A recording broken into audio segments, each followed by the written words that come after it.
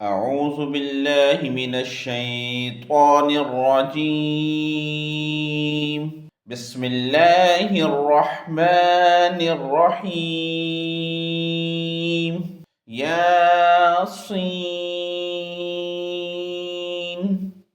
والقرآن الحكيم إنك لمن المرسلين على صراط مستقيم تنزيل العزيز الرحيم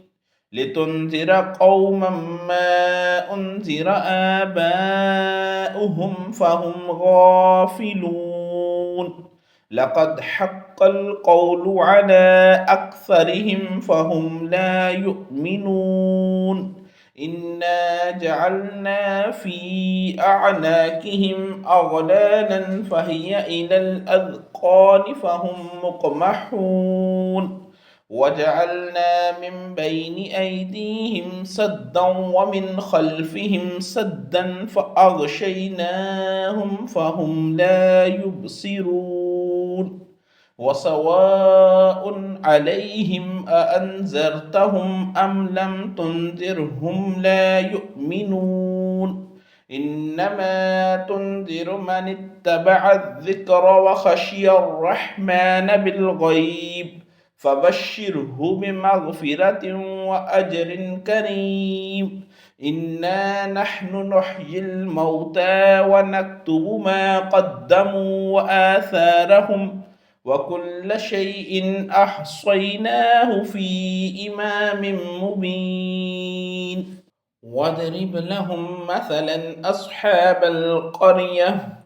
إذ جاءها المرسلون إذ أرسلنا إليهم اثنين فكذبوهما فعززنا بثالث فقالوا إنا إليكم مرسلون قالوا ما أنتم إلا بشر مثلنا وما أنزل الرحمن من شيء إن أنتم إلا تكذبون قالوا ربنا يعلم إنا إليكم لمرسلون وما علينا إلا البلاغ المبين قالوا إنا تطيرنا بكم لئن لم تنتهوا لنرجمنكم وليمسنكم منا عذاب أليم قالوا طائركم معكم أئن ذكرتم بل أنتم قوم مسرفون وجاء من أقصى المدينة رجل يسعى قال يا قوم اتبعوا المرسلين اتبعوا من لا يسألكم أجرا وهم مهتدون وما لي لا أعبد الذي فطرني وإليه ترجعون أأتخذ من دونه آلهة إن يردني الرحمن بضر لا تغن عني شفاعتهم شيئا ولا ينقذون إني إذا لفي دلال مبين إني آمنت بربكم فاسمعون قيل ادخل الجنة قال يا ليت قومي يعلمون بما غفر لربي وجعلني من المكرمين وما أنزلنا على قومه من بعده من جند من السماء وما كنا منزلين إن كانت إلا صيحة واحدة فإذا هم خامدون يا حسرة على العباد ما يأتيهم من رسول إلا كانوا به يستهزئون ألم يروا كم أهلكنا قبلهم من القرون أنهم إليهم لا يرجعون وإن كل لما جميع لدينا محضرون وآية لهم الأرض الميتة أحييناها وأخرجنا منها حبا فمنه يأكلون وجعلنا فيها جنات من نخيل وأعناب وفجرنا فيها من العيون ليأكلوا من ثمره وما عملته أيديهم أفلا يشكرون سبحان الذي خلق الأزواج كلها مما تنبت الأرض ومن أنفسهم ومما لا يعلمون وآية لهم الليل نسلخ منه النهار فإذا هم مظلمون والشمس تجري لمستقر لها ذلك تقدير العزيز العليم والقمر قدرناه منازل حتى عاد كالأرجون القديم لا الشمس ينبغي لها أن تدرك القمر ولا الليل سابق النهار وكل في فلك يسبحون وآية لهم أنا حملنا ذريتهم في الفلك المشحون وخلقنا لهم من مثله ما يركبون وإن نشأ نغرقهم فلا صريخ لهم ولا هم ينقذون إلا رحمة منا ومتاعا إلى حين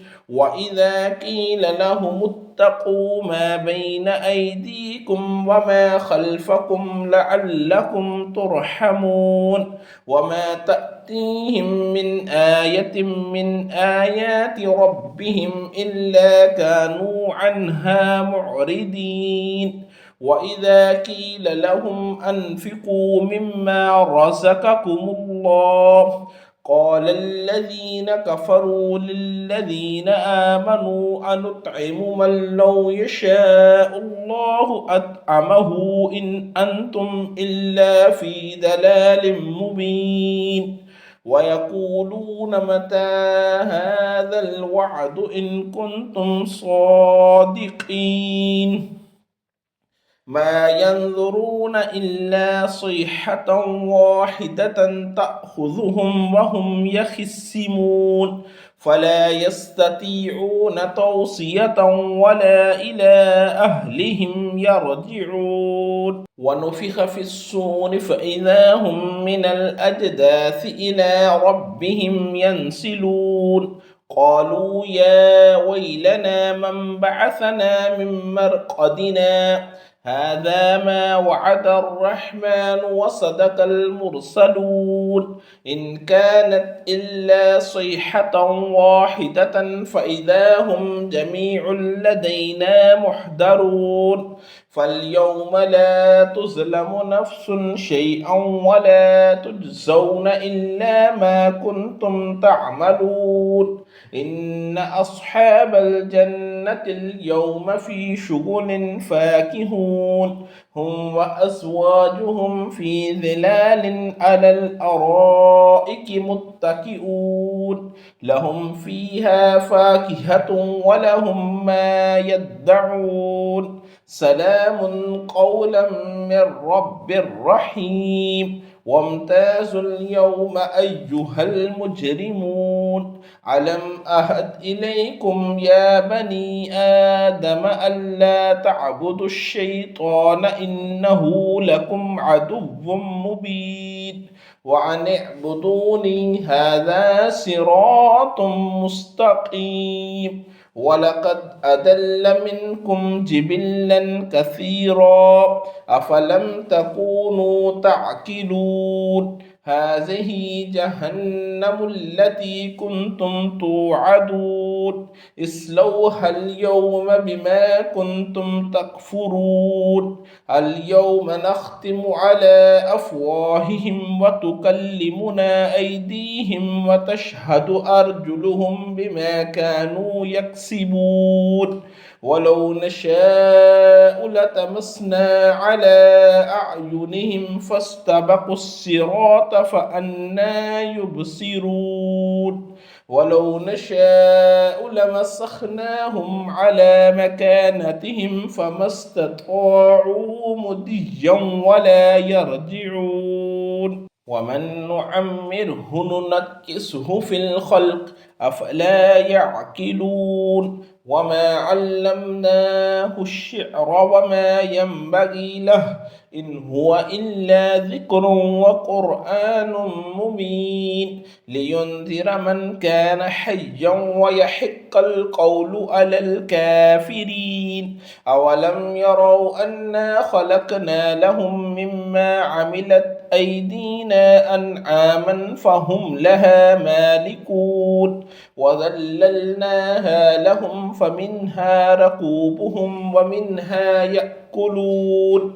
ولهم فيها منافع ومشارب أفلا يشكرون واتخذوا من دون الله آلهة لعلهم ينصرون لا يستطيعون نصرهم وهم لهم جند محضرون فلا يحزنك قولهم إنا نعلم ما يسرون وما يعلنون أولم ير الإنسان أنا خلقناه من نطفة فإذا هو خصيم مبين وضرب لنا مثلا ونسي خلقه قال من يحيي العظام وهي رميم قل يحييها الذي أنشأها أول مرة وهو بكل خلق عليم الذي جعل لكم من الشجر الأخضر نارا فإذا أنتم منه توقدون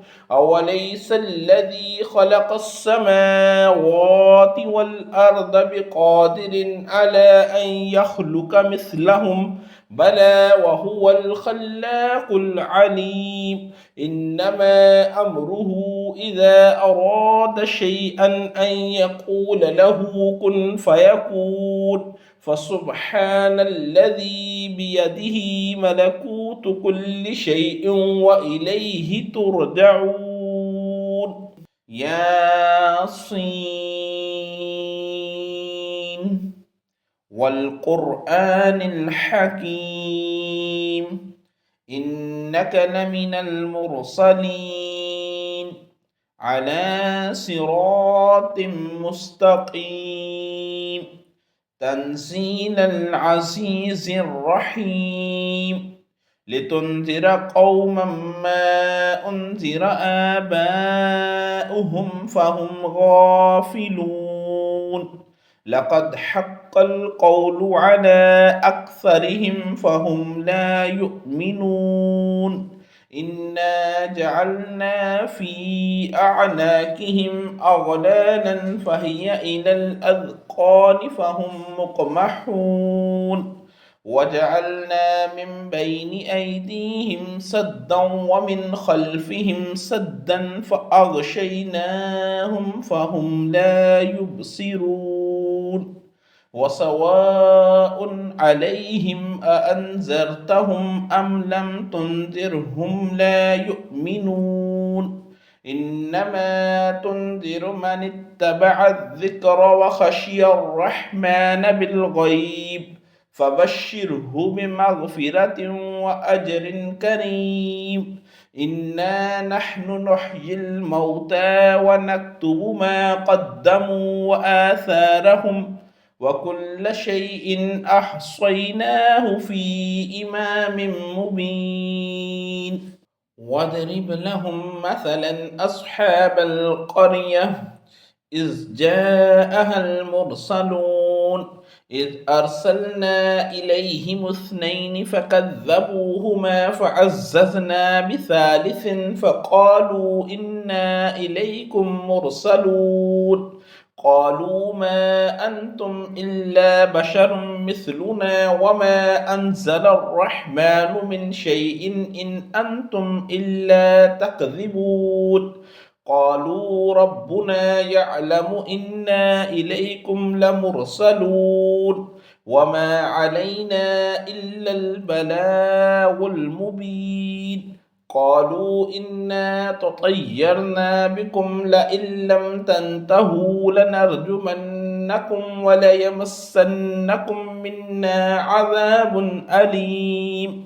قالوا طائركم معكم أئن ذكرتم بل أنتم قوم مسرفون وجاء من أقصى المدينة رجل يسعى قال يا قوم اتبعوا المرسلين اتبعوا من لا يسألكم أجرا وهم مهتدون وما لي لا أعبد الذي فطرني وإليه ترجعون أأتخذ من دونه آلهة إن يردني الرحمن بضر لا تغن عني شفاعتهم شيئا ولا ينقذون إني إذا لفي ضلال مبين إني آمنت بربكم فاسمعون قيل ادخل الجنة قال يا ليت قومي يعلمون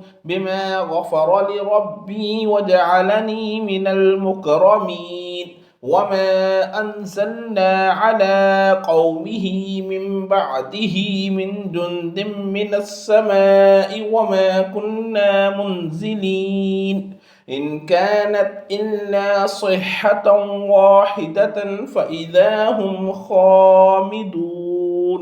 يا حسرة على العباد ما يأتيهم من رسول إلا كانوا به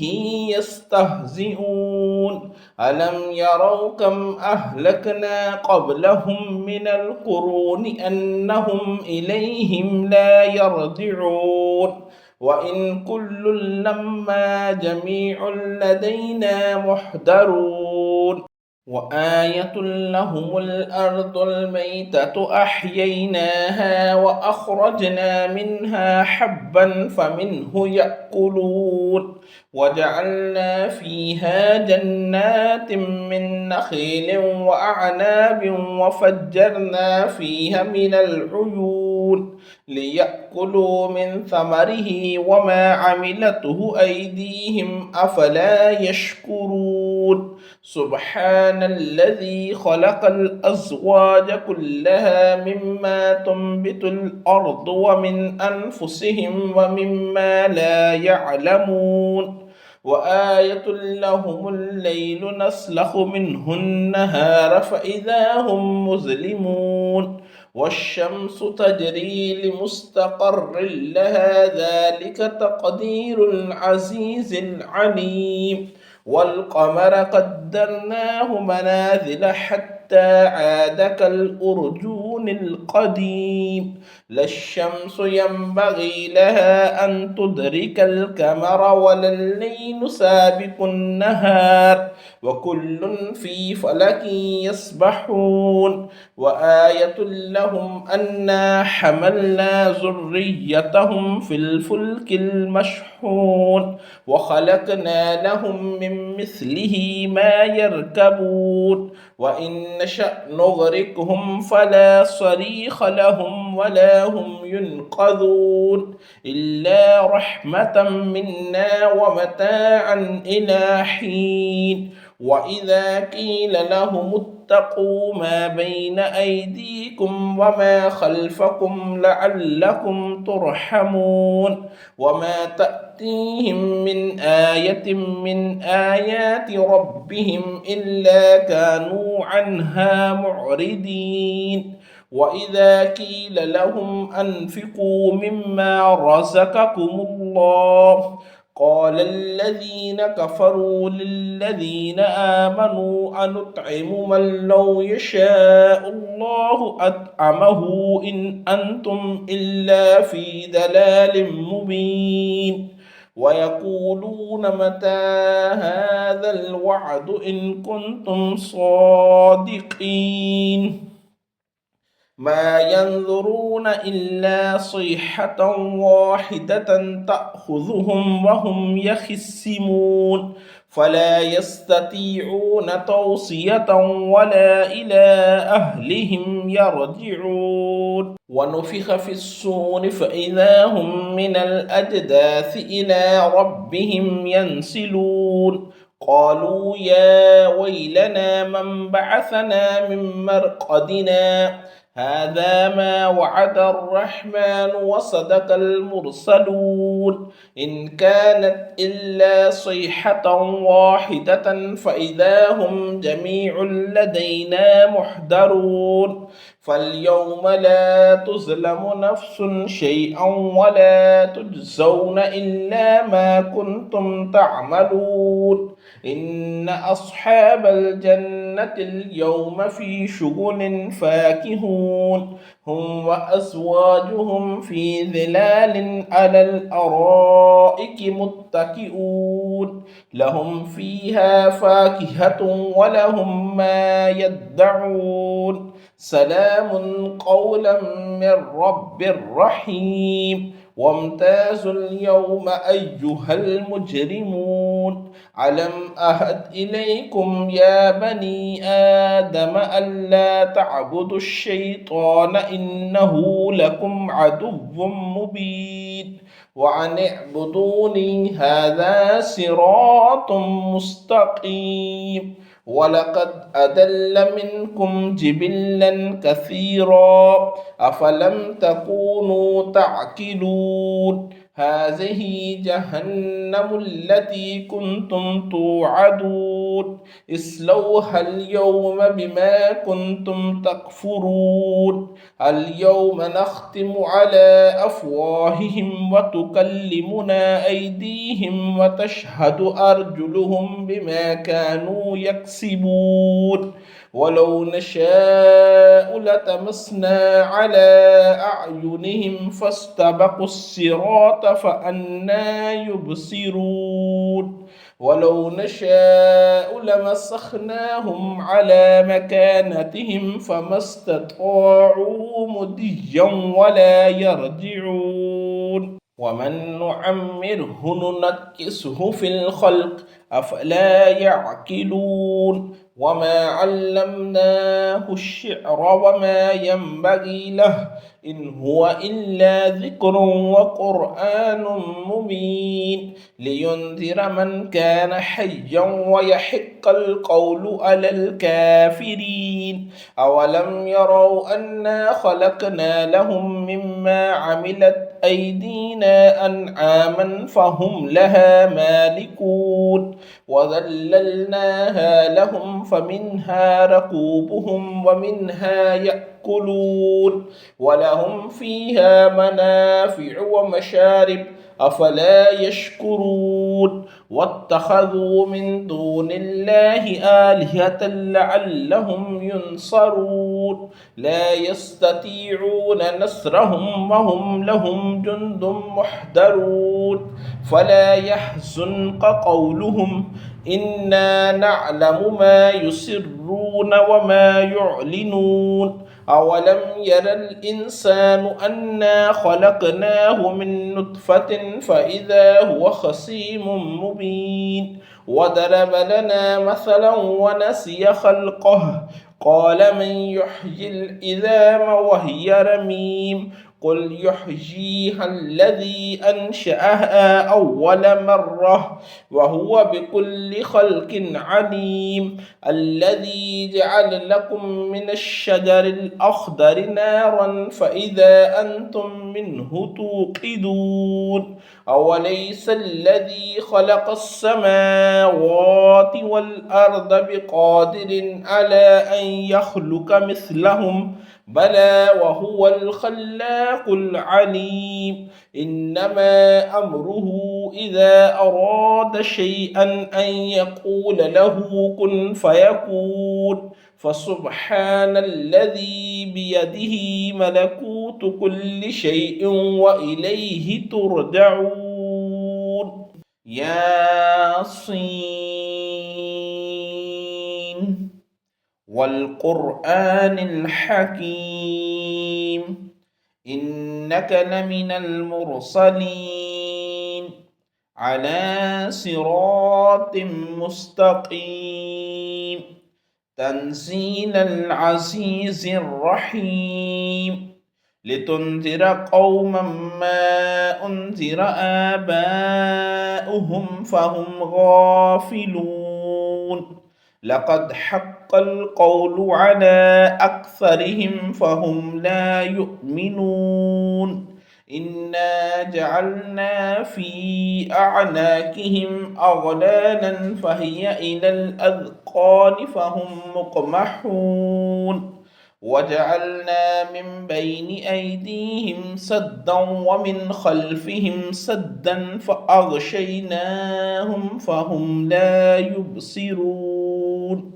وسواء عليهم أأنذرتهم أم لم تنذرهم لا يؤمنون إنما تنذر من اتبع الذكر وخشي الرحمن بالغيب فبشره بمغفرة وأجر كريم إنا نحن نحيي الموتى ونكتب ما قدموا وآثارهم وكل شيء أحصيناه في إمام مبين واضرب لهم مثلا أصحاب القرية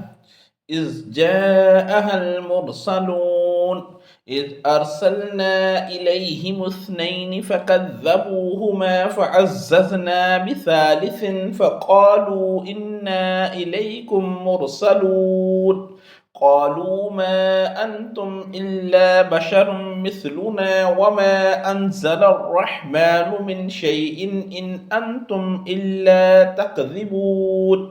قالوا ربنا يعلم إنا إليكم لمرسلون وما علينا إلا البلاغ المبين قالوا إنا تطيرنا بكم لئن لم تنتهوا لنرجمنكم وليمسنكم منا عذاب أليم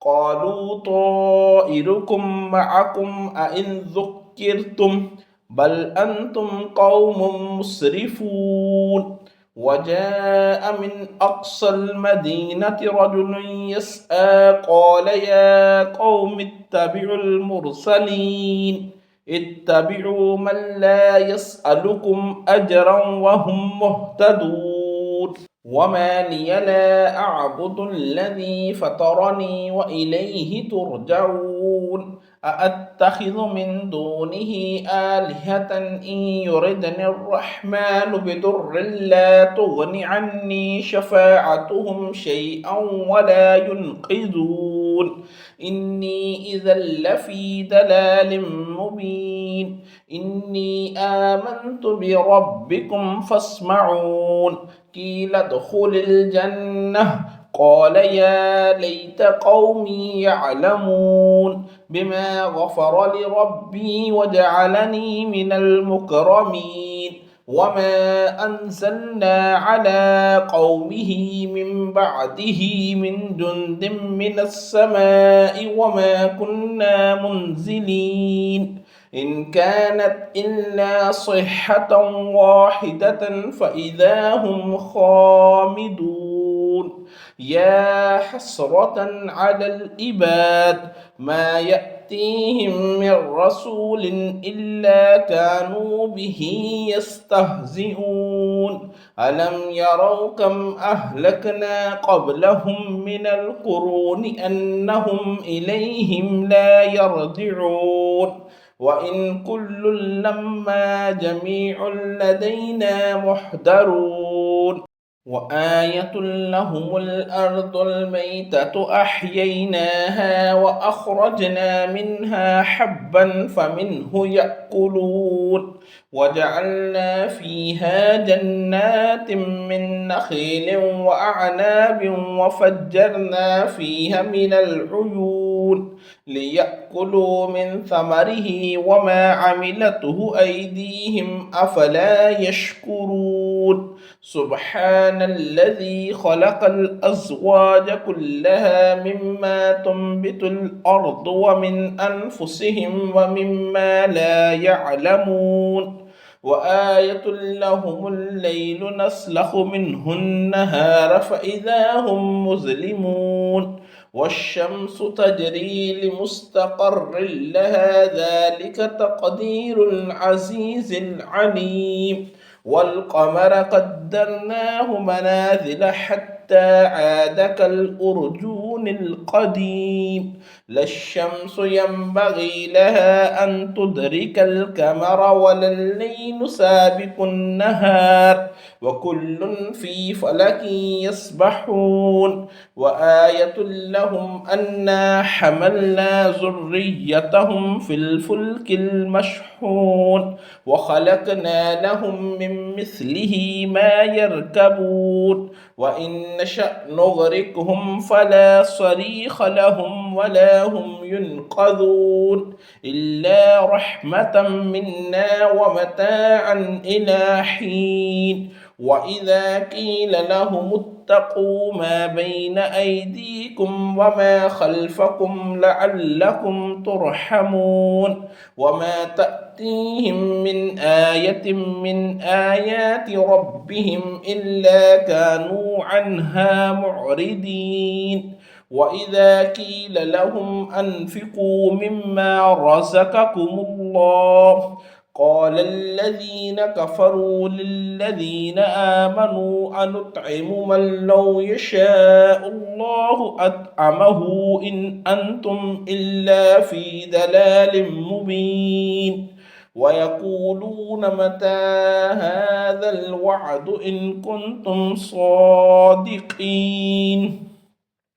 ما ينظرون إلا صيحة واحدة تأخذهم وهم يخصمون فلا يستطيعون توصية ولا إلى أهلهم يرجعون ونفخ في الصور فإذا هم من الأجداث إلى ربهم ينسلون قالوا يا ويلنا من بعثنا من مرقدنا هذا ما وعد الرحمن وصدق المرسلون إن كانت إلا صيحة واحدة فإذا هم جميع لدينا محضرون فاليوم لا تظلم نفس شيئا ولا تجزون إلا ما كنتم تعملون إن أصحاب الجنة اليوم في شغل فاكهون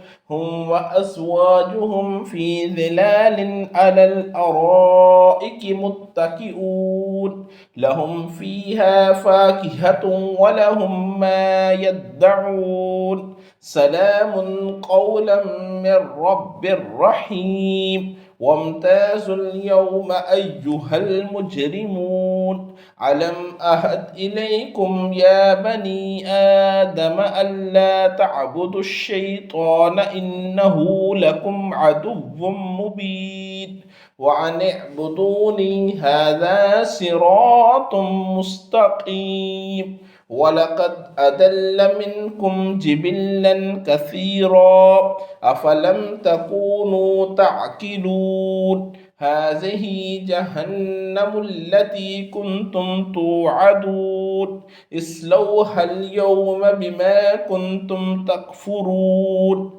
اليوم نختم على أفواههم وتكلمنا أيديهم وتشهد أرجلهم بما كانوا يكسبون ولو نشاء لطمسنا على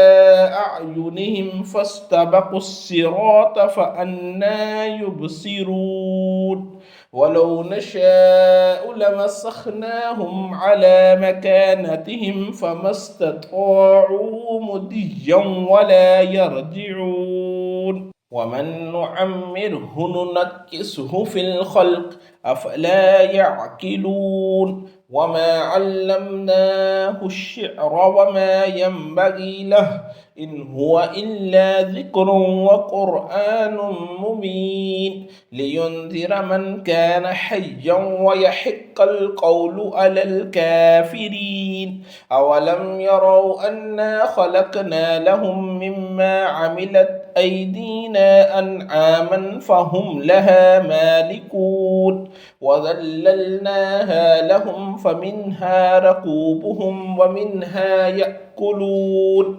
ولهم فيها منافع ومشارب أفلا يشكرون واتخذوا من دون الله آلهة لعلهم ينصرون لا يستطيعون نصرهم وهم لهم جند محضرون فلا يحزنك قولهم إنا نعلم ما يسرون وما يعلنون أولم ير الإنسان أنا خلقناه من نطفة فإذا هو خصيم مبين وضرب لنا مثلا ونسي خلقه قال من يحيي العظام وهي رميم قل يحييها الذي أنشأها أول مرة وهو بكل خلق عليم الذي جعل لكم من الشجر الأخضر نارا فإذا أنتم منه توقدون أوليس الذي خلق السماوات والأرض بقادر على أن يخلق مثلهم بلى وهو الخلاق العليم إنما أمره إذا أراد شيئا أن يقول له كن فيكون فسبحان الذي بيده ملكوت كل شيء وإليه ترجعون ياسين والقرآن الحكيم إنك لمن المرسلين على صراط مستقيم تنزيل العزيز الرحيم لتنذر قوما ما أنذر آباؤهم فهم غافلون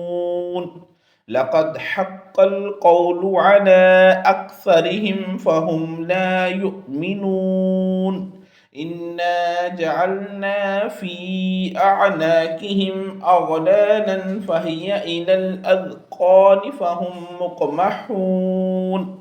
وجعلنا من بين أيديهم سدا ومن خلفهم سدا فأغشيناهم فهم لا يبصرون وسواء عليهم أأنذرتهم أم لم تنذرهم لا يؤمنون إنما تنذر من اتبع الذكر وخشي الرحمن بالغيب فبشره بمغفرة وأجر كريم إنا نحن نحيي الموتى ونكتب ما قدموا وآثارهم وكل شيء أحصيناه في إمام مبين واضرب لهم مثلا أصحاب القرية إذ جاءها المرسلون إذ أرسلنا إليهم اثنين فكذبوهما فعززنا بثالث فقالوا إنا إليكم مرسلون قالوا ما أنتم إلا بشر مثلنا وما أنزل الرحمن من شيء إن أنتم إلا تكذبون قالوا ربنا يعلم إنا إليكم لمرسلون وما علينا إلا البلاغ المبين قالوا إنا تطيرنا بكم لئن لم تنتهوا لنرجمنكم وليمسنكم منا عذاب أليم قالوا طائركم معكم أئن ذكرتم بل أنتم قوم مسرفون وجاء من أقصى المدينة رجل يسعى قال يا قوم اتبعوا المرسلين اتبعوا من لا يسألكم أجرا وهم مهتدون وما لي لا أعبد الذي فطرني وإليه ترجعون أأتخذ من دونه آلهة إن يردني الرحمن بضر لا تغن عني شفاعتهم شيئا ولا ينقذون إني إذا لفي ضلال مبين إني آمنت بربكم فاسمعون قيل ادخل الجنة قال يا ليت قومي يعلمون بما غفر لربي وجعلني من المكرمين وما أنزلنا على قومه من بعده من جند من السماء وما كنا منزلين إن كانت إلا صيحة واحدة فإذا هم خامدون يا حسرة على العباد ما يأتيهم من رسول إلا كانوا به يستهزئون ألم يروا كم أهلكنا قبلهم من القرون أنهم إليهم لا يرجعون وإن كل لما جميع لدينا محضرون وآية لهم الأرض الميتة أحييناها وأخرجنا منها حبا فمنه يأكلون وجعلنا فيها جنات من نخيل وأعناب وفجرنا فيها من العيون ليأكلوا من ثمره وما عملته أيديهم أفلا يشكرون سبحان الذي خلق الأزواج كلها مما تنبت الأرض ومن أنفسهم ومما لا يعلمون وآية لهم الليل نسلخ منه النهار فإذا هم مظلمون والشمس تجري لمستقر لها ذلك تقدير العزيز العليم والقمر قدرناه منازل حتى عاد كالأرجون القديم لا الشمس ينبغي لها أن تدرك القمر ولا الليل سابق النهار وكل في فلك يسبحون وآية لهم أنا حملنا ذريتهم في الفلك المشحون وخلقنا لهم من مثله ما يركبون وإن نشأ نغرقهم فلا صريخ لهم ولا هم ينقذون إلا رحمة منا ومتاعا إلى حين وإذا قيل لهم اتقوا ما بين أيديكم وما خلفكم لعلكم ترحمون وما تأتيهم من آية من آيات ربهم إلا كانوا عنها معرضين وإذا قيل لهم أنفقوا مما رزقكم الله قال الذين كفروا للذين آمنوا أنطعم من لو يشاء الله أطعمه إن أنتم إلا في ضلال مبين ويقولون متى هذا الوعد إن كنتم صادقين ما ينظرون إلا صيحة واحدة تأخذهم وهم يخصمون فلا يستطيعون توصية ولا إلى أهلهم يرجعون ونفخ في الصور فإذا هم من الأجداث إلى ربهم ينسلون قالوا يا ويلنا من بعثنا من مرقدنا هذا ما وعد الرحمن وصدق المرسلون إن كانت إلا صيحة واحدة فإذا هم جميع لدينا محضرون فاليوم لا تظلم نفس شيئا ولا تجزون إلا ما كنتم تعملون إن أصحاب الجنة اليوم في شغل فاكهون هم وأزواجهم في ظلال على الأرائك متكئون لهم فيها فاكهة ولهم ما يدعون سلام قولا من رب رحيم وامتازوا اليوم أيها المجرمون ألم أهد إليكم يا بني آدم ألا تعبدوا الشيطان إنه لكم عدو مبين وأن اعبدوني هذا صراط مستقيم ولقد أضل منكم جبلا كثيرا أفلم تكونوا تعقلون هذه جهنم التي كنتم توعدون اصلوها اليوم بما كنتم تكفرون اليوم نختم على أفواههم وتكلمنا أيديهم وتشهد أرجلهم بما كانوا يكسبون ولو نشاء لطمسنا على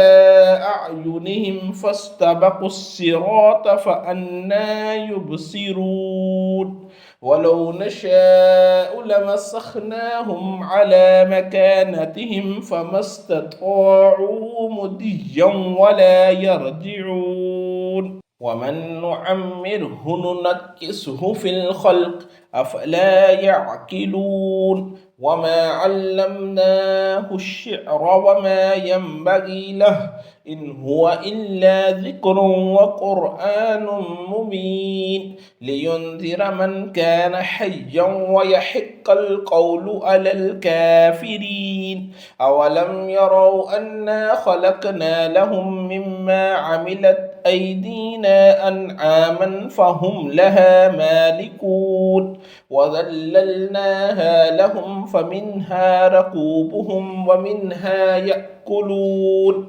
ولهم فيها منافع ومشارب أفلا يشكرون واتخذوا من دون الله آلهة لعلهم ينصرون لا يستطيعون نصرهم وهم لهم جند محضرون فلا يحزنك قولهم إنا نعلم ما يسرون وما يعلنون أولم ير الإنسان أنا خلقناه من نطفة فإذا هو خصيم مبين وضرب لنا مثلا ونسي خلقه قال من يحيي العظام وهي رميم قل يحييها الذي أنشأها أول مرة وهو بكل خلق عليم الذي جعل لكم من الشجر الأخضر نارا فإذا أنتم منه توقدون أوليس الذي خلق السماوات والأرض بقادر على أن يخلق مثلهم بلى وهو الخلاق العليم إنما أمره إذا أراد شيئا أن يقول له كن فيكون فسبحان الذي بيده ملكوت كل شيء وإليه ترجعون ياسين والقرآن الحكيم إنك لمن المرسلين على صراط مستقيم تنزيل العزيز الرحيم لتنذر قوما ما أنذر آباؤهم فهم غافلون لقد حق حق القول على أكثرهم فهم لا يؤمنون إنا جعلنا في أعناقهم أغلالا فهي إلى الأذقان فهم مقمحون وجعلنا من بين أيديهم سدا ومن خلفهم سدا فأغشيناهم فهم لا يبصرون وسواء عليهم أأنذرتهم أم لم تنذرهم لا يؤمنون إنما تنذر من اتبع الذكر وخشي الرحمن بالغيب فبشره بمغفرة وأجر كريم إنا نحن نحيي الموتى ونكتب ما قدموا وآثارهم وكل شيء أحصيناه في إمام مبين واضرب لهم مثلا أصحاب القرية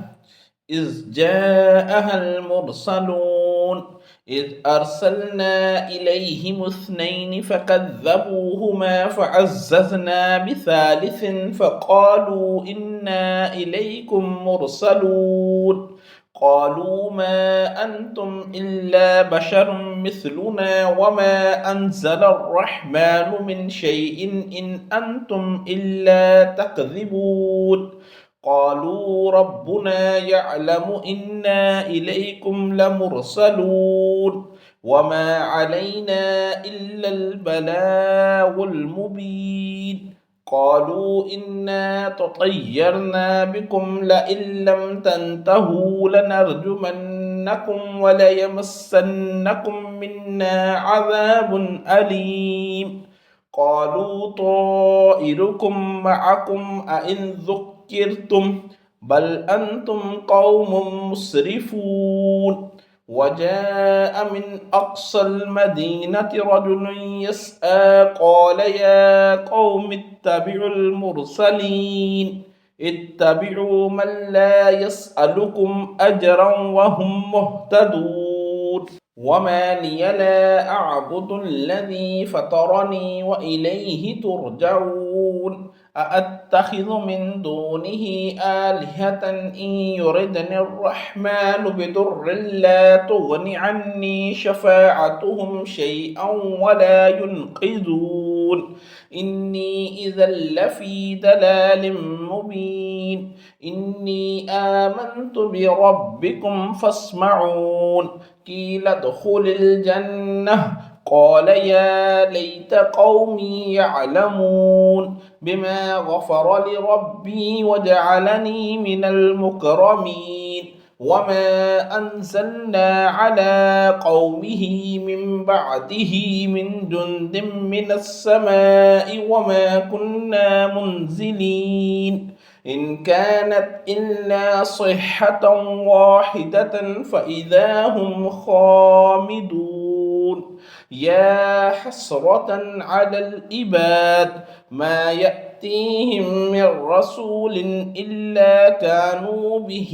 يستهزئون ألم يروا كم أهلكنا قبلهم من القرون أنهم إليهم لا يرجعون وإن كل لما جميع لدينا محضرون وآية لهم الأرض الميتة أحييناها وأخرجنا منها حبا فمنه يأكلون وجعلنا فيها جنات من نخيل وأعناب وفجرنا فيها من العيون ليأكلوا من ثمره وما عملته أيديهم أفلا يشكرون سبحان الذي خلق الأزواج كلها مما تنبت الأرض ومن أنفسهم ومما لا يعلمون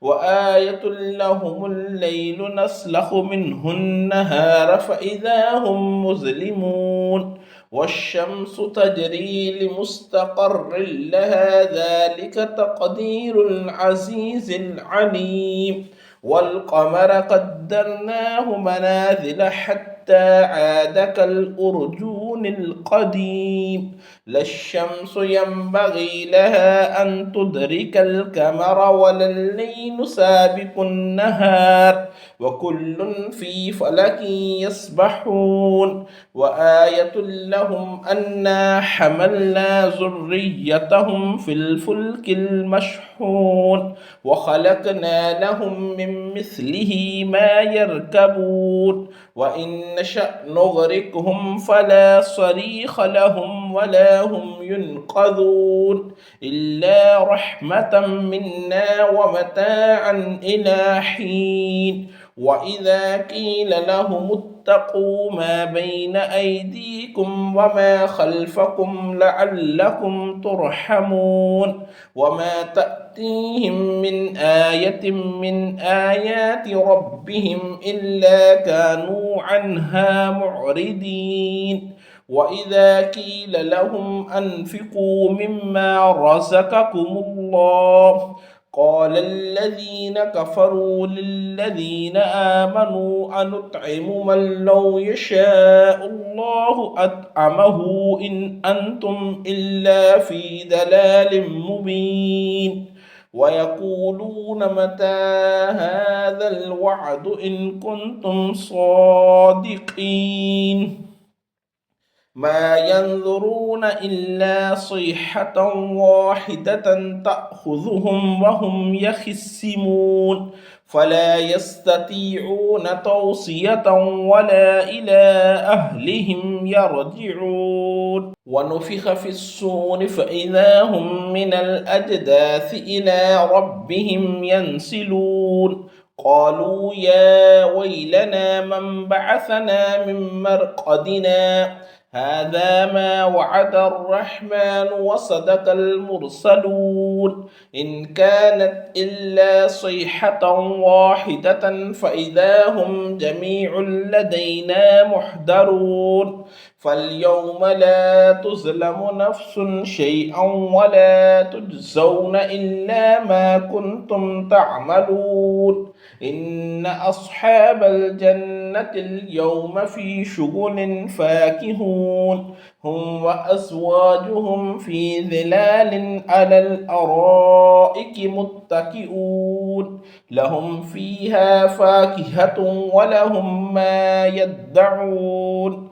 سلام قولا من رب رحيم وامتازوا اليوم أيها المجرمون ألم أعهد إليكم يا بني آدم ألا تعبدوا الشيطان إنه لكم عدو مبين وأن اعبدوني هذا صراط مستقيم ولقد أضل منكم جبلا كثيرا أفلم تكونوا تعقلون هذه جهنم التي كنتم توعدون اصلوها اليوم بما كنتم تكفرون اليوم نختم على أفواههم وتكلمنا أيديهم وتشهد أرجلهم بما كانوا يكسبون ولو نشاء لطمسنا على أعينهم فاستبقوا الصراط فأنى يبصرون ولو نشاء لمسخناهم على مكانتهم فما استطاعوا مضيا ولا يرجعون ومن نعمره ننكسه في الخلق أفلا يعقلون وما علمناه الشعر وما ينبغي له إن هو إلا ذكر وقرآن مبين لينذر من كان حيا ويحق القول على الكافرين أولم يروا أنا خلقنا لهم مما عملت أيدينا أنعاما فهم لها مالكون وذللناها لهم فمنها ركوبهم ومنها يأكلون ولهم فيها منافع ومشارب أفلا يشكرون واتخذوا من دون الله آلهة لعلهم ينصرون لا يستطيعون نصرهم وهم لهم جند محضرون فلا يحزنك قولهم إنا نعلم ما يسرون وما يعلنون أولم ير الإنسان أنا خلقناه من نطفة فإذا هو خصيم مبين وضرب لنا مثلا ونسي خلقه قال من يحيي العظام وهي رميم قل يحييها الذي أنشأها أول مرة وهو بكل خلق عليم الذي جعل لكم من الشجر الأخضر نارا فإذا أنتم منه توقدون أوليس الذي خلق السماوات والأرض بقادر على أن يخلق مثلهم بلى وهو الخلاق العليم إنما أمره إذا أراد شيئا أن يقول له كن فيكون فسبحان الذي بيده ملكوت كل شيء وإليه ترجعون ياسين والقرآن الحكيم إنك لمن المرسلين على صراط مستقيم تنزيل العزيز الرحيم لتنذر قوما ما أنذر آباؤهم فهم غافلون لقد حق القول على أكثرهم فهم لا يؤمنون إنا جعلنا في أعناقهم أغلالا فهي إلى الأذقان فهم مقمحون وجعلنا من بين أيديهم سدا ومن خلفهم سدا فأغشيناهم فهم لا يبصرون وسواء عليهم أأنذرتهم أم لم تنذرهم لا يؤمنون إنما تنذر من اتبع الذكر وخشي الرحمن بالغيب فبشره بمغفرة وأجر كريم إنا نحن نحيي الموتى ونكتب ما قدموا وآثارهم وكل شيء أحصيناه في إمام مبين واضرب لهم مثلا أصحاب القرية إذ جاءها المرسلون إذ أرسلنا إليهم اثنين فكذبوهما فعززنا بثالث فقالوا إنا إليكم مرسلون قالوا ما أنتم إلا بشر مثلنا وما أنزل الرحمن من شيء إن أنتم إلا تكذبون قالوا ربنا يعلم إنا إليكم لمرسلون وما علينا إلا البلاغ المبين قالوا إنا تطيرنا بكم لئن لم تنتهوا لنرجمنكم وليمسنكم منا عذاب أليم قالوا طائركم معكم أئن ذكرتم بل أنتم قوم مسرفون وجاء من أقصى المدينة رجل يسعى قال يا قوم اتبعوا المرسلين اتبعوا من لا يسألكم أجرا وهم مهتدون وما لي لا أعبد الذي فطرني وإليه ترجعون أأتخذ من دونه آلهة إن يردني الرحمن بضر لا تغن عني شفاعتهم شيئا ولا ينقذون يعملون إني إذا لفي ضلال مبين إني آمنت بربكم فاسمعون قيل ادخل الجنة قال يا ليت قومي يعلمون بما غفر لربي وجعلني من المكرمين وما أنزلنا على قومه من بعده من جند من السماء وما كنا منزلين إن كانت إلا صيحة واحدة فإذا هم خامدون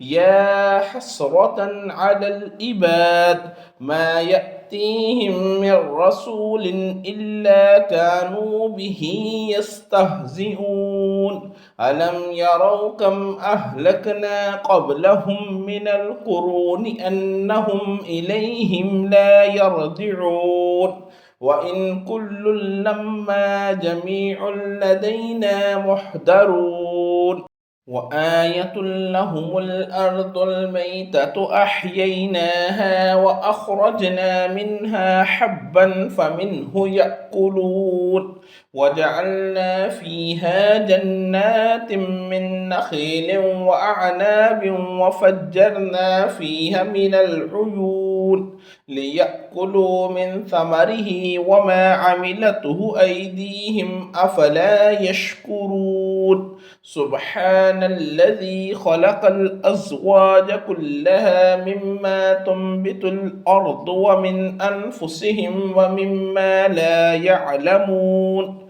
وآية لهم الليل نسلخ منه النهار فإذا هم مظلمون والشمس تجري لمستقر لها ذلك تقدير العزيز العليم والقمر قدرناه منازل حتى عاد كالأرجون القديم لا الشمس ينبغي لها أن تدرك القمر ولا الليل سابق النهار وكل في فلك يسبحون وآية لهم أنا حملنا ذريتهم في الفلك المشحون وخلقنا لهم من مثله ما يركبون وإن نشأ نغرقهم فلا صريخ لهم ولا هم ينقذون إلا رحمة منا ومتاعا إلى حين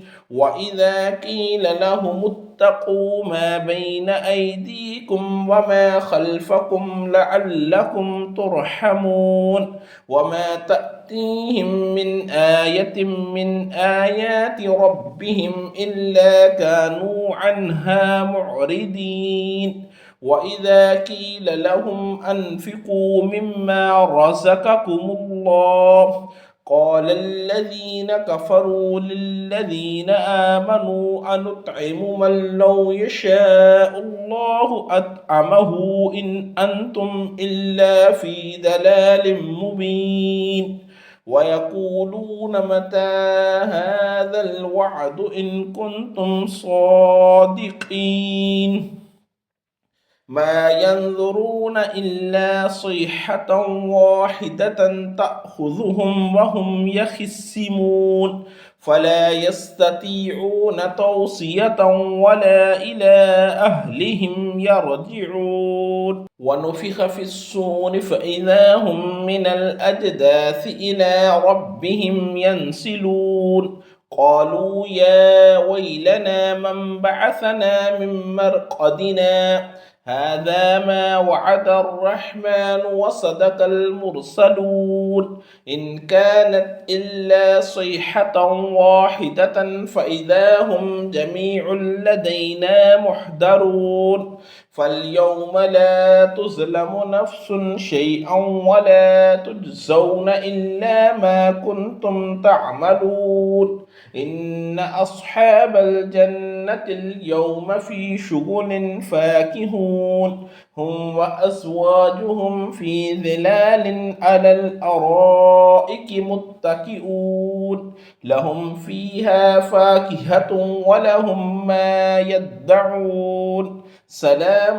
قولا من رب رحيم وامتازوا اليوم أيها المجرمون ألم أهد إليكم يا بني آدم ألا تعبدوا الشيطان إنه لكم عدو مبين وأن اعبدوني هذا صراط مستقيم ولقد أضل منكم جبلا كثيرا أفلم تكونوا تعقلون هذه جهنم التي كنتم توعدون اصلوها اليوم بما كنتم تكفرون اليوم نختم على أفواههم وتكلمنا أيديهم وتشهد أرجلهم بما كانوا يكسبون ولو نشاء لطمسنا على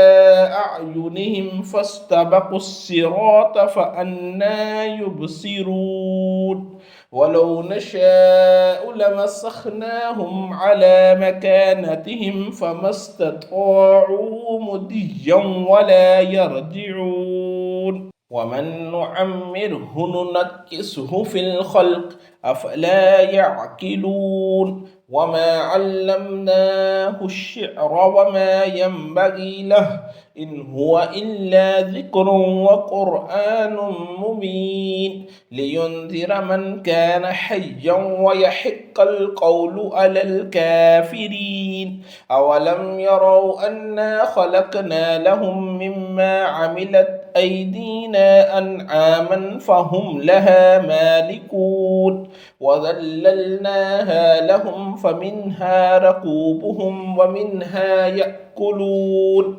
ولهم فيها منافع ومشارب أفلا يشكرون واتخذوا من دون الله آلهة لعلهم ينصرون لا يستطيعون نصرهم وهم لهم جند محضرون فلا يحزنك قولهم إنا نعلم ما يسرون وما يعلنون أولم ير الإنسان أنا خلقناه من نطفة فإذا هو خصيم مبين وضرب لنا مثلا ونسي خلقه قال من يحيي العظام وهي رميم قل يحييها الذي أنشأها أول مرة وهو بكل خلق عليم الذي جعل لكم من الشجر الأخضر نارا فإذا أنتم منه توقدون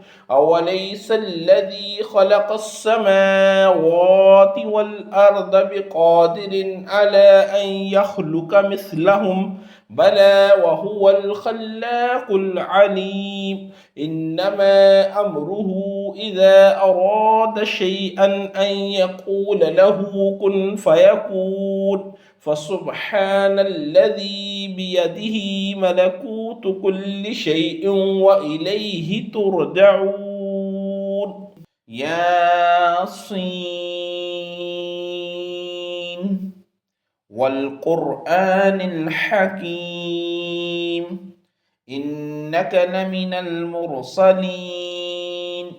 على صراط مستقيم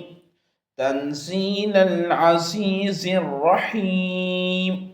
لتنذر قوما ما أنذر آباؤهم فهم غافلون لقد حق القول على أكثرهم فهم لا يؤمنون إنا جعلنا في أعناقهم أغلالا فهي إلى الأذقان فهم مقمحون وجعلنا من بين أيديهم سدا ومن خلفهم سدا فأغشيناهم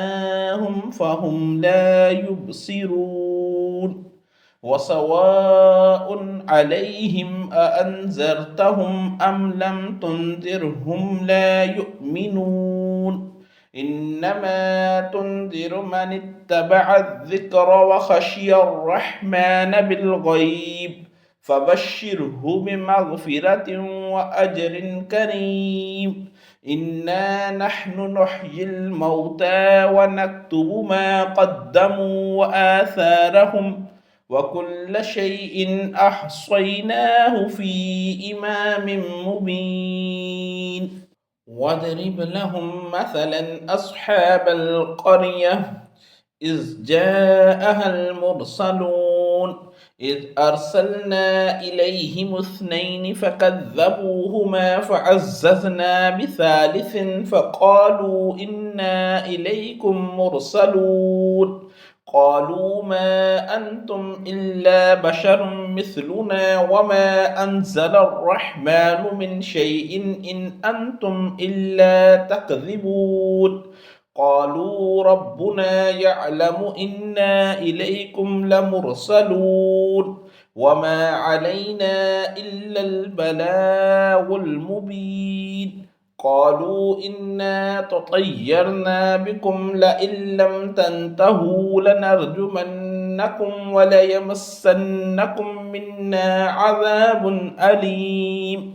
قالوا طائركم معكم أئن ذكرتم بل أنتم قوم مسرفون وجاء من أقصى المدينة رجل يسعى قال يا قوم اتبعوا المرسلين اتبعوا من لا يسألكم أجرا وهم مهتدون وما لي لا أعبد الذي فطرني وإليه ترجعون أأتخذ من دونه آلهة إن يردني الرحمن بضر لا تغن عني شفاعتهم شيئا ولا ينقذون إني إذا لفي ضلال مبين إني آمنت بربكم فاسمعون قيل ادخل الجنة قال يا ليت قومي يعلمون بما غفر لربي وجعلني من المكرمين وما أنزلنا على قومه من بعده من جند من السماء وما كنا منزلين إن كانت إلا صيحة واحدة فإذا هم خامدون يا حسرة على العباد ما يأتيهم من رسول إلا كانوا به يستهزئون ألم يروا كم أهلكنا قبلهم من القرون أنهم إليهم لا يرجعون وإن كل لما جميع لدينا محضرون وآية لهم الأرض الميتة أحييناها وأخرجنا منها حبا فمنه يأكلون وجعلنا فيها جنات من نخيل وأعناب وفجرنا فيها من العيون ليأكلوا من ثمره وما عملته أيديهم أفلا يشكرون سبحان الذي خلق الأزواج كلها مما تنبت الأرض ومن أنفسهم ومما لا يعلمون وآية لهم الليل نسلخ منه النهار فإذا هم مظلمون والشمس تجري لمستقر لها ذلك تقدير العزيز العليم والقمر قدرناه منازل حتى عاد كالأرجون القديم لا الشمس ينبغي لها أن تدرك القمر ولا الليل سابق النهار وكل في فلك يسبحون وآية لهم أنا حملنا ذريتهم في الفلك المشحون وخلقنا لهم من مثله ما يركبون وإن نشأ نغرقهم فلا صريخ لهم ولا هم ينقذون إلا رحمة منا ومتاعا إلى حين وإذا قيل لهم اتقوا ما بين أيديكم وما خلفكم لعلكم ترحمون وما تأتيهم من آية من آيات ربهم إلا كانوا عنها معرضين وإذا قيل لهم أنفقوا مما رزقكم الله قال الذين كفروا للذين آمنوا أنطعم من لو يشاء الله أطعمه إن أنتم إلا في ضلال مبين ويقولون متى هذا الوعد إن كنتم صادقين ما ينظرون إلا صيحة واحدة تأخذهم وهم يخصمون فلا يستطيعون توصية ولا إلى أهلهم يرجعون ونفخ في الصور فإذا هم من الأجداث إلى ربهم ينسلون قالوا يا ويلنا من بعثنا من مرقدنا هذا ما وعد الرحمن وصدق المرسلون إن كانت إلا صيحة واحدة فإذا هم جميع لدينا محضرون فاليوم لا تظلم نفس شيئا ولا تجزون إلا ما كنتم تعملون إن أصحاب الجنة اليوم في شغل فاكهون هم وأزواجهم في ظلال على الأرائك متكئون لهم فيها فاكهة ولهم ما يدعون سلام قولا من رب رحيم وامتازوا اليوم أيها المجرمون ألم أهد إليكم يا بني آدم ألا تعبدوا الشيطان إنه لكم عدو مبين وأن اعبدوني هذا صراط مستقيم ولقد أضل منكم جبلا كثيرا أفلم تكونوا تعقلون هذه جهنم التي كنتم توعدون اصلوها اليوم بما كنتم تكفرون اليوم نختم على أفواههم وتكلمنا أيديهم وتشهد أرجلهم بما كانوا يكسبون ولو نشاء لطمسنا على أعينهم فاستبقوا الصراط فأنى يبصرون ولو نشاء لمسخناهم على مكانتهم فما استطاعوا مضيا ولا يرجعون ومن نعمره ننكسه في الخلق أفلا يعقلون وما علمناه الشعر وما ينبغي له إن هو إلا ذكر وقرآن مبين لينذر من كان حيا ويحق القول على الكافرين أولم يروا أنا خلقنا لهم مما عملت أيدينا أنعاما فهم لها مالكون وذللناها لهم فمنها ركوبهم ومنها يأكلون ولهم فيها منافع ومشارب أفلا يشكرون واتخذوا من دون الله آلهة لعلهم ينصرون لا يستطيعون نصرهم وهم لهم جند محضرون فلا يحزنك قولهم إنا نعلم ما يسرون وما يعلنون أولم ير الإنسان أنا خلقناه من نطفة فإذا هو خصيم مبين وضرب لنا مثلا ونسي خلقه قال من يحيي العظام وهي رميم قل يحييها الذي أنشأها أول مرة وهو بكل خلق عليم الذي جعل لكم من الشجر الأخضر نارا فإذا أنتم منه توقدون أوليس الذي خلق السماوات والأرض بقادر على أن يخلق مثلهم بلى وهو الخلاق العليم إنما أمره إذا أراد شيئا أن يقول له كن فيكون فسبحان الذي بيده ملكوت كل شيء وإليه ترجعون.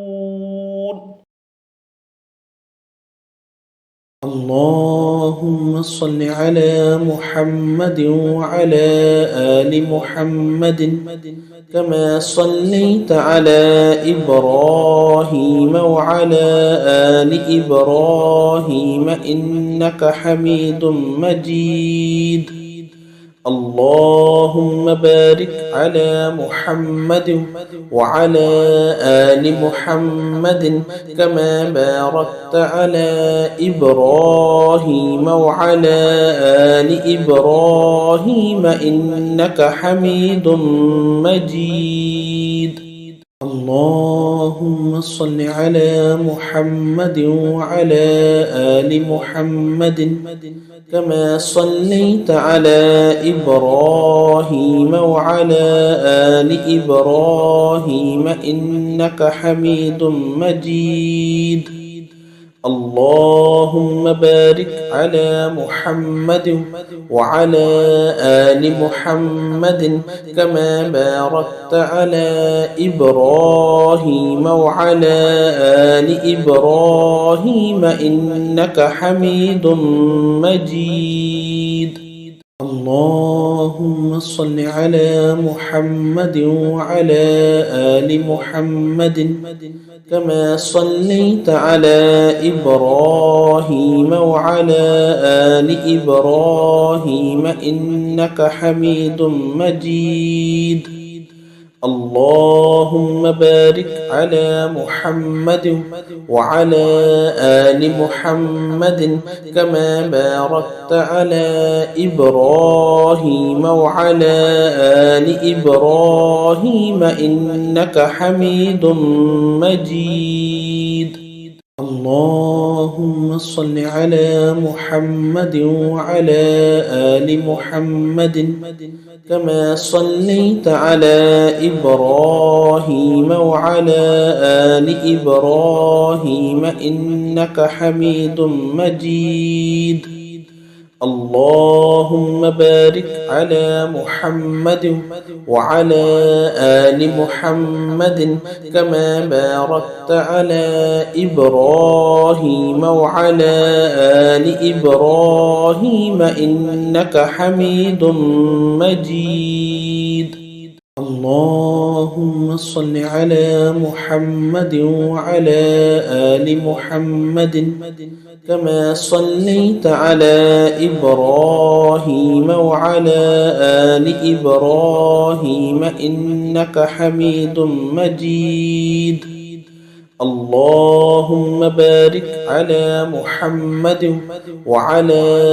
آل محمد كما باركت على إبراهيم وعلى آل إبراهيم إنك حميد مجيد. اللهم صل على محمد وعلى آل محمد كما صليت على إبراهيم وعلى آل إبراهيم إنك حميد مجيد. اللهم بارك على محمد وعلى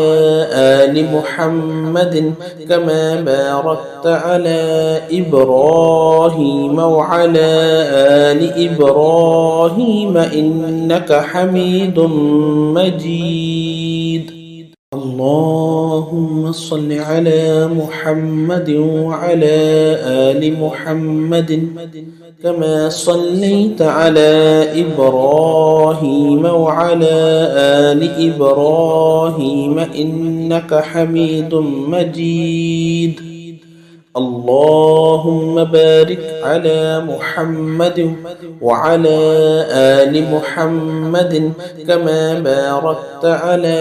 إبراهيم وعلى آل إبراهيم إنك حميد مجيد. اللهم صل على سيدنا ومولانا محمد صاحب التاج والمعراج والبراق والألم دافئ البلاء والوباء والقهد والمرض والألم. اسمه مكتوب مرفوع مشفوع منقوش في اللوح والقلم. سيد العرب والعجم. جسمه مقدس معطر مطهر منور في البيت والحرم. شمس الضحى بدر الدجى صدر العلا نور الهدى كأف الورى مصباح الظلم. جميل الشيم شفيع الأمم صاحب الجود والكرم. والله عاصمه وجبريل خادمه والبراق مركبه والمعراج سفره وسدرة المنتهى مقامه. وقعب قوسين مطلوبه والمطلوب مقصوده والمقصود موجوده. سيد المرسلين خاتم النبيين شفيع المذنبين أنيس الغريبين رحمة للعالمين راحة العاشقين مراد المشتاقين شمس العارفين سراج السالكين مصباح المقربين محب الفقراء والغرباء والمساكين. سيد الثقلين نبي الحرمين إمام القبلتين وسيلتنا في الدارين. صاحب قاب قوسين محبوب رب المشركين ورب المغربين. جد الحسن والحسين مولانا ومولى الثقلين. أبي القاسم محمد ابن عبد الله نور من نور الله. يا أيها المشتاقون بنور جماله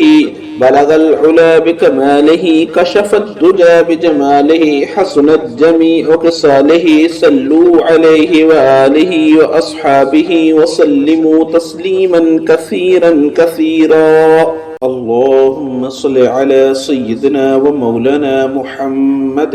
صاحب التاج والمعراج والبراق والألم دافئ البلاء والوباء والقهد والمرض والألم. اسمه مكتوب مرفوع مشفوع منقوش في اللوح والقلم. سيد العرب والعجم. جسمه مقدس معطر مطهر منور في البيت والحرم. شمس الضحى بدر الدجى صدر العلا نور الهدى كأف الورى مصباح الظلم. جميل الشيم شفيع الأمم صاحب الجود والكرم. والله عاصمه وجبريل خادمه والبراق مركبه والمعراج سفره وسدرة المنتهى مقامه.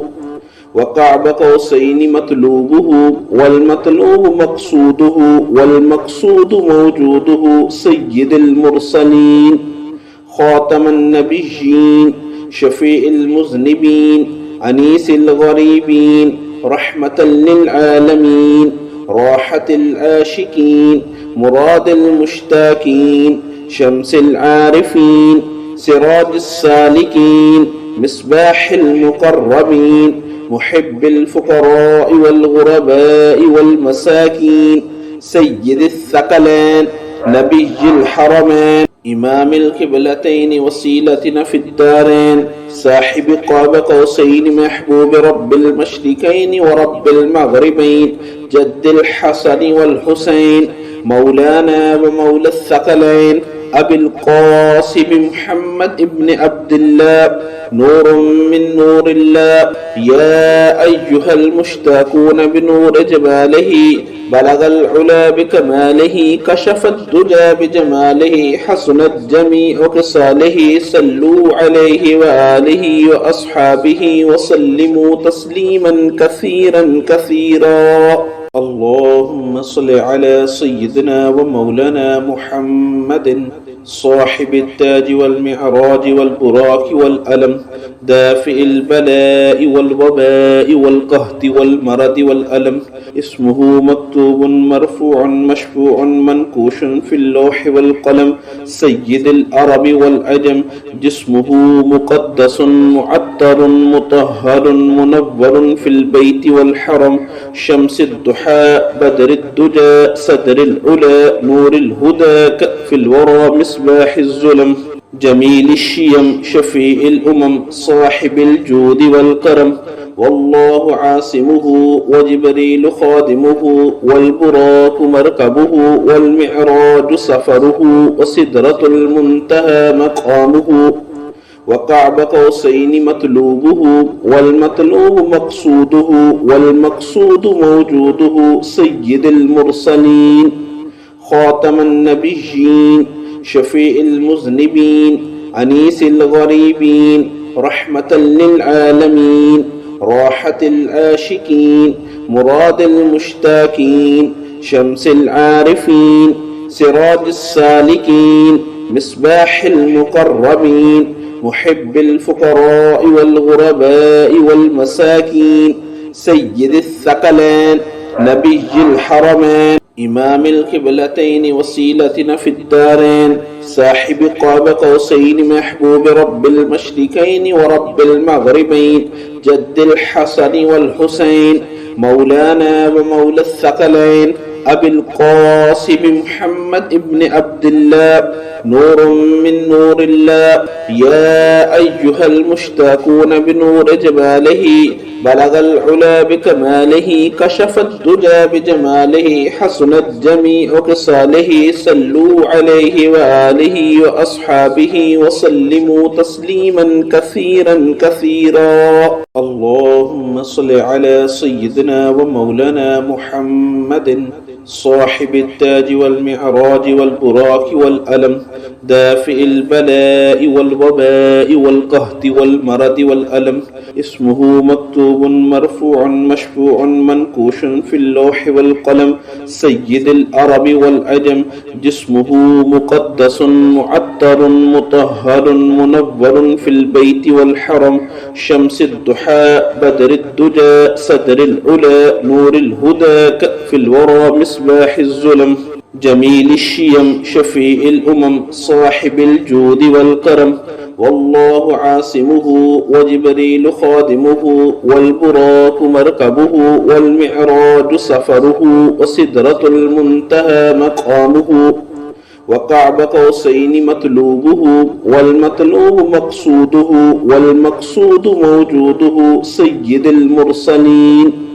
خاتم النبيين شفيع المذنبين أنيس الغريبين رحمة للعالمين راحة العاشقين مراد المشتاقين شمس العارفين سراج السالكين مصباح المقربين محب الفقراء والغرباء والمساكين سيد الثقلين نبي الحرمين إمام القبلتين وسيلتنا في الدارين صاحب قاب قوسين محبوب رب المشركين ورب المغربين جد الحسن والحسين مولانا ومولى الثقلين أبي القاسم محمد بن عبد الله نور من نور الله يا أيها المشتاقون بنور جماله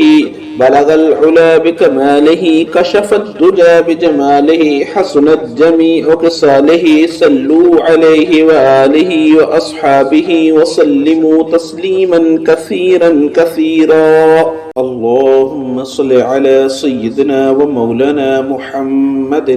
صاحب التاج والمعراج والبراك والألم دافئ البلاء والوباء والقهط والمرض والألم اسمه مكتوب مرفوع مشفوع منكوش في اللوح والقلم سيد العرب والعجم جسمه مقدس معطر مطهر منور في البيت والحرم شمس الضحى بدر الدجى صدر العلا نور الهدى كأف الورى مصباح الظلم جميل الشيم شفيع الأمم صاحب الجود والكرم والله عاصمه وجبريل خادمه والبراق مركبه والمعراج سفره وسدرة المنتهى مقامه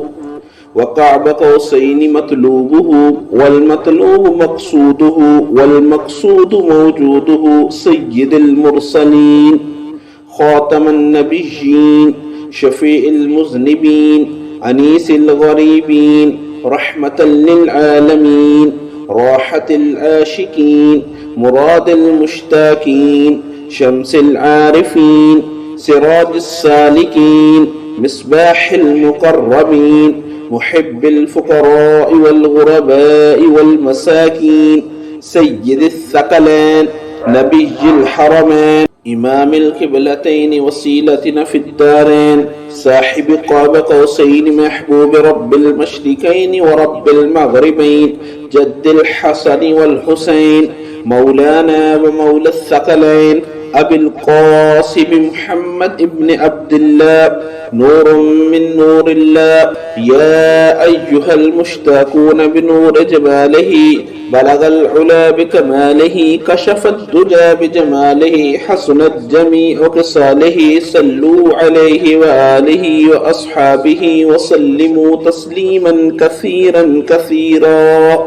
اللهم صل على سيدنا ومولانا محمد صاحب التاج والمعراج والبراك والألم دافئ البلاء والوباء والقهط والمرض والألم اسمه مكتوب مرفوع مشفوع منكوش في اللوح والقلم سيد العرب والعجم جسمه مقدس معطر مطهر منور في البيت والحرم شمس الضحى بدر الدجى صدر العلا نور الهدى كأف الورى مصباح الظلم جميل الشيم شفيع الأمم صاحب الجود والكرم والله عاصمه وجبريل خادمه والبراق مركبه والمعراج سفره وسدرة المنتهى مقامه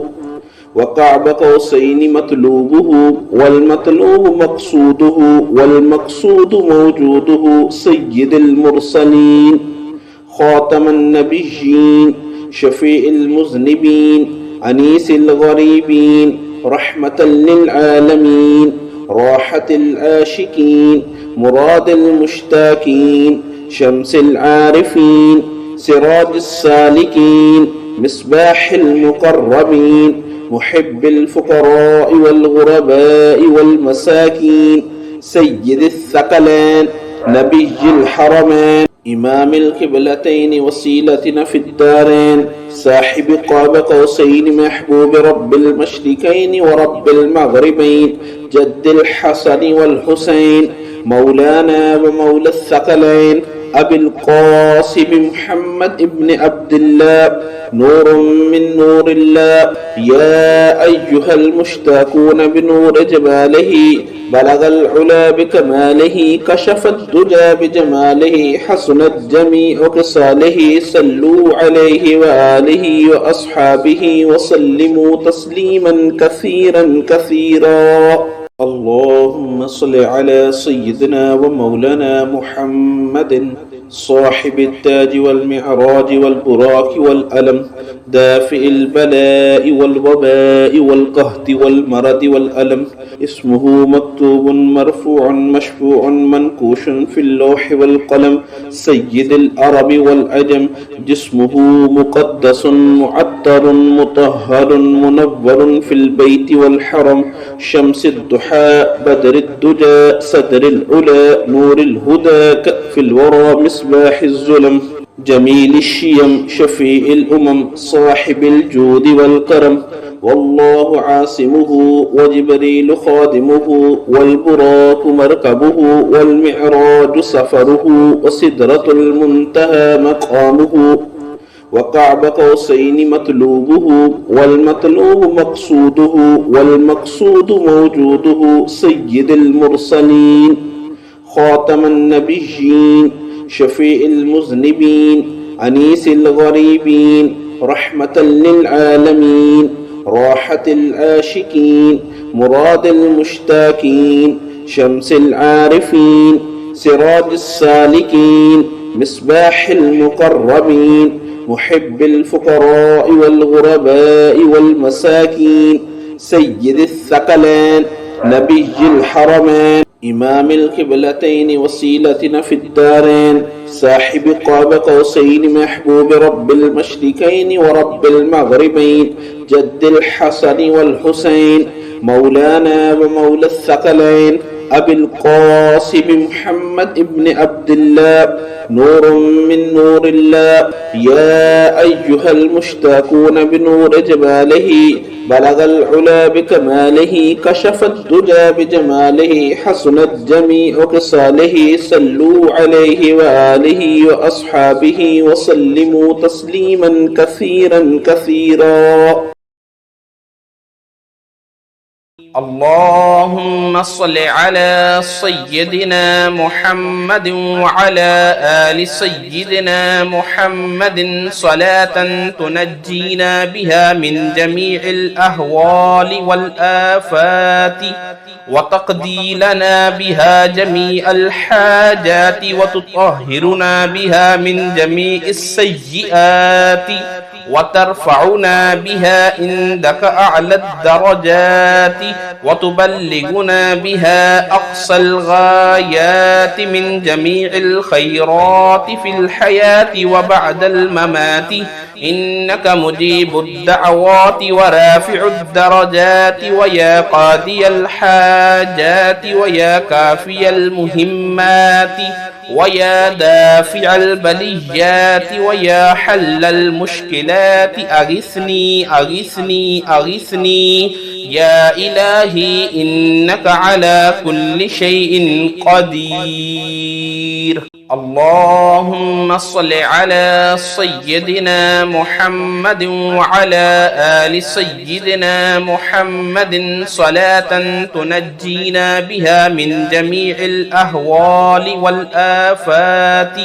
وتقضي لنا بها جميع الحاجات وتطهرنا بها من جميع السيئات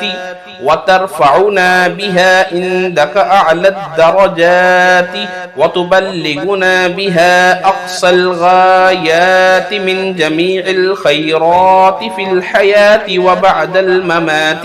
إنك مجيب الدعوات ورافع الدرجات ويا قاضي الحاجات ويا كافي المهمات ويا دافع البليات ويا حل المشكلات أغثني أغثني أغثني يا إلهي إنك على كل شيء قدير. اللهم صل على سيدنا محمد وعلى آل سيدنا محمد صلاة تنجينا بها من جميع الأهوال والآفات وتقضي لنا بها جميع الحاجات وتطهرنا بها من جميع السيئات وترفعنا بها عندك أعلى الدرجات وتبلغنا بها أقصى الغايات من جميع الخيرات في الحياة وبعد الممات إنك مجيب الدعوات ورافع الدرجات ويا قاضي الحاجات ويا كافي المهمات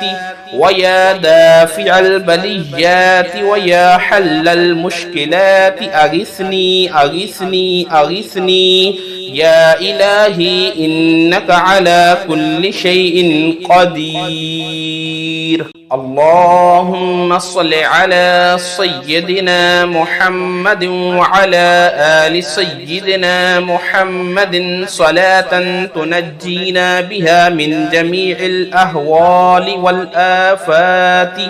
وتقضي لنا بها جميع الحاجات وتطهرنا بها من جميع السيئات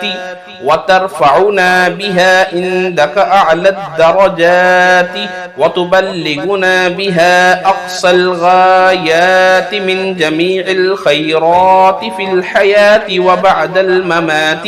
إنك مجيب الدعوات ورافع الدرجات ويا قاضي الحاجات ويا كافي المهمات ويا دافع البليات ويا حل المشكلات أغثني أغثني أغثني يا إلهي إنك على كل شيء قدير. اللهم صل على سيدنا محمد وعلى آل سيدنا محمد صلاة تنجينا بها من جميع الأهوال والآفات وتقضي لنا بها جميع الحاجات وتطهرنا بها من جميع السيئات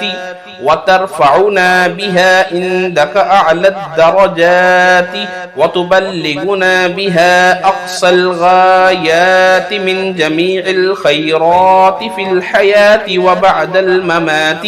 إنك مجيب الدعوات ورافع الدرجات ويا قاضي الحاجات ويا كافي المهمات ويا دافع البليات ويا حل المشكلات أغثني أغثني أغثني يا إلهي إنك على كل شيء قدير. اللهم صل على سيدنا محمد وعلى آل سيدنا محمد صلاة تنجينا بها من جميع الأهوال والآفات وتقضي لنا بها جميع الحاجات وتطهرنا بها من جميع السيئات وترفعنا بها عندك أعلى الدرجات وتبلغنا بها أقصى الغايات من جميع الخيرات في الحياة وبعد الممات إنك مجيب الدعوات ورافع الدرجات ويا قاضي الحاجات ويا كافي المهمات ويا دافع البليات ويا حل المشكلات أغثني أغثني أغثني يا إلهي إنك على كل شيء قدير. اللهم صل على سيدنا محمد وعلى آل سيدنا محمد صلاة تنجينا بها من جميع الأهوال والآفات وتقضي لنا بها جميع الحاجات وتطهرنا بها من جميع السيئات وترفعنا بها عندك أعلى الدرجات وتبلغنا بها أقصى الغايات من جميع الخيرات في الحياة وبعد الممات إنك مجيب الدعوات ورافع الدرجات ويا قاضي الحاجات ويا كافي المهمات ويا دافع البليات ويا حل المشكلات أغثني أغثني أغثني يا إلهي إنك على كل شيء قدير.